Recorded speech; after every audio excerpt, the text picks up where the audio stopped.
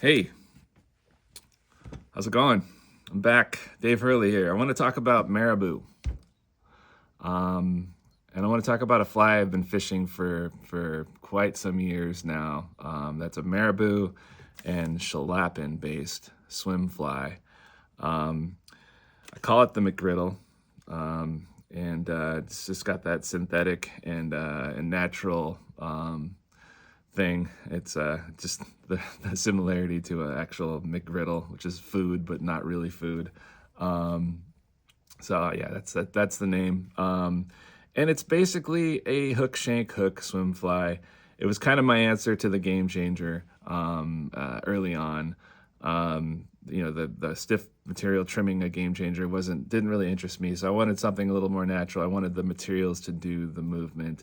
And so I just figured out a way to palmer Marabou and Schlappen and get a similar result.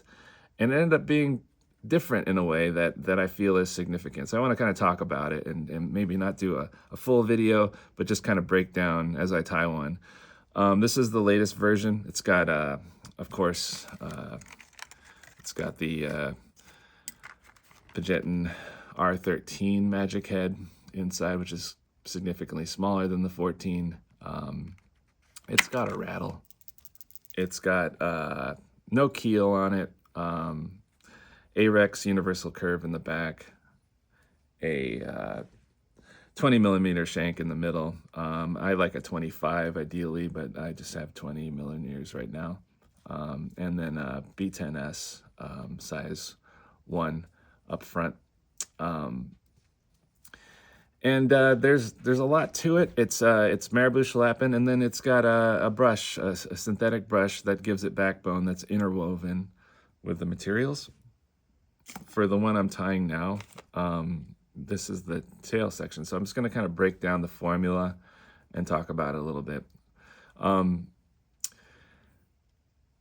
So we have palmered Marabou in white, palmered all the way to the eye, and then tied back.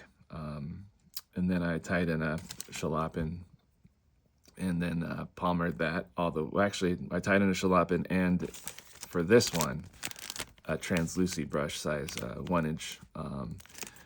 Palmered the Marabou first, all the way to the eye, and then tied it back, and then interwove the Translucy brush, so each wrap through the Schlappen to kind of weave it in so it mixes. So I'm using a bodkin at each turn and picking it out to the eye, then wrapping so that the fibers fold back. And then I leave a little bit of a gap between the eye and the thread, and then I finish with tightened up. And so what you get is your color accents, basically, and a little bit of flash. So that tightened dove, sunset up top, rip stacked, and tied 60-40, and then 50-50 on the bottom to not cover the hook shank. So I'm using the fluorescent yellow tightened dub.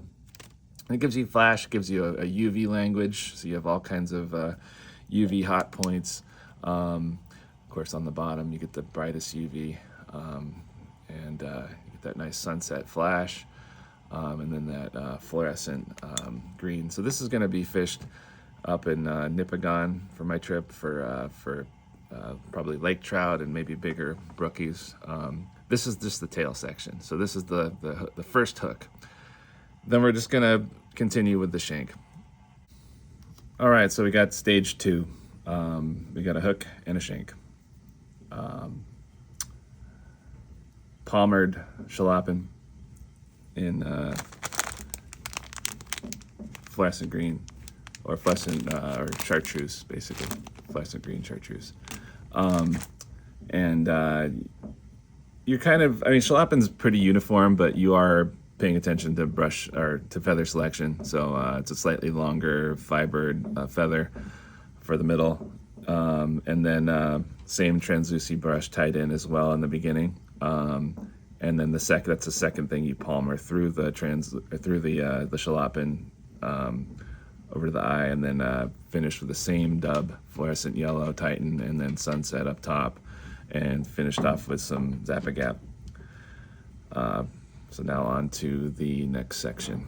I just want to show you how I connect the B10S to the rest of the fly.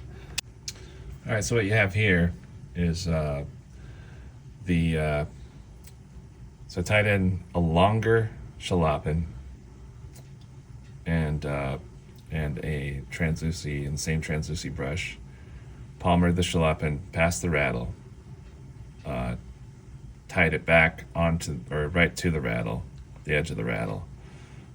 Same thing with the Translucy brush. Cut my line, or whip finish, cut my line, glued the thread, and then I slid on this magic head, so it pushed all these fibers back. And now we have, this is where we're going to begin the next Marabou, which is going to probably be white, just to kind of create a theme here. And then I'm going to pick maybe a darker color for the dubbing, or maybe just finish with top and bottom sunset. We'll see. Olive. But I want kind of a white chartreuse olive with some other colors coming through for this fly. So I'm happy with how it's turning out so far. We'll finish it up and kind of go over some key points. One key point I do want to mention is that you're following basically a palmered brush, Schlappen feather, with something that's wire. So it's the same concept as a woolly bugger, using the wire to hold the hackle in case, you know, you get teeth in there. If it breaks the hackle feather wraps, you have the wire that's reinforcing that, so your fly holds and is more durable. So that wire is a key point. Obviously, there's just stiffer fibers. They're not going to undulate in the water, but the Schlappen and the Marabou is going to do all the movement. All right, here's where you kind of have to trust the process of this fly. So what I did is I palmered in the Marabou at the very end of the magic head. Tied it all the way back, and the Marabou doesn't take up much mass, so you can like kind of really crimp it back on itself and still have plenty of room. Then I tied in the same deal. I used the same Translucy brush and the largest Schlappen feather I could find, our largest fibered Schlappen feather, and palmered that all the way to the eye, and then wove through very carefully, again picking out each wrap to kind of interweave the Translucy brush past the Schlappen, and then wrap that back on itself, leaving just enough real estate, kind of crowded, but just enough to get my Titan dub in there. And the Titan dub is a thinner dub, so you can get away with a lot more with very little real estate. All right, so this is the end product here. Got fairly large eyes for a fly of this size, but I don't have the millimeter on these eyes, but they have really nice flash to them. I don't mind the bigger eye. I think it just develops more of a head. Finished off with some Flex finish resin, just a little bit to kind of smooth back this tightened up and create more of a solid head. I'd say one of the advantages to this is it's kind of you have a fly that doesn't have very much mass. It's sort of a hollow pattern in that, not unlike like a steelhead fly. Steelhead guys kind of know what Marabou does in current. This gives you an ability to have a fly that can be really slow, neutral buoyant, but also with the rattle in there, it kills kind of strange. Has a lot of obviously with the magic head, a ton of almost jerk-like movements. You can fish it fast, you can fish it erratic, but when you kill it, especially, or when you fish it slow in colder water, early spring situations, this fly will do a ton of movement on its own. That marabou will sit there and undulate, not unlike if you picture a bluegill in an aquarium, or any type of fish that's hovering, not moving.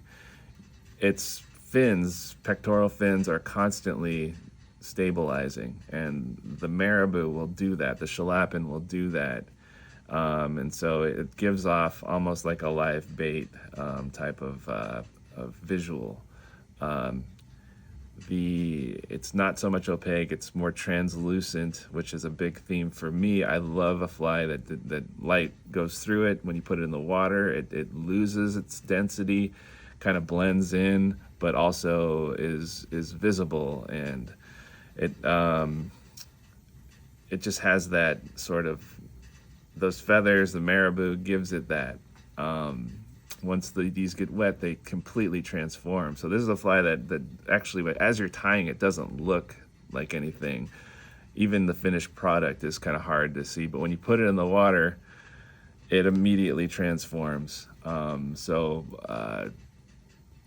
There are many ways to tie it. There's many different types of brushes you can use to interweave. This is a different brush altogether that I kind of like. Translucy brush, size 1, also dig it. It's a shorter brush, so it's more of a internal stability, allows these feathers to move more, whereas this, I'll put the list on the video, or put a name for the brush. I can't think of what the brush is. Less flash in this brush, but it's a little longer, so it definitely affects the feathers differently. But the McGriddle, excellent pattern for streams. I caught my biggest bass out of Lake St. Clair on this fly, fishing on an full intermediate line, longer leader, fishing it slow. That fish definitely was wise. That was a big fish. I definitely I've caught plenty of lake trout on these. Yeah. Definitely let me know what you think. Thanks a lot.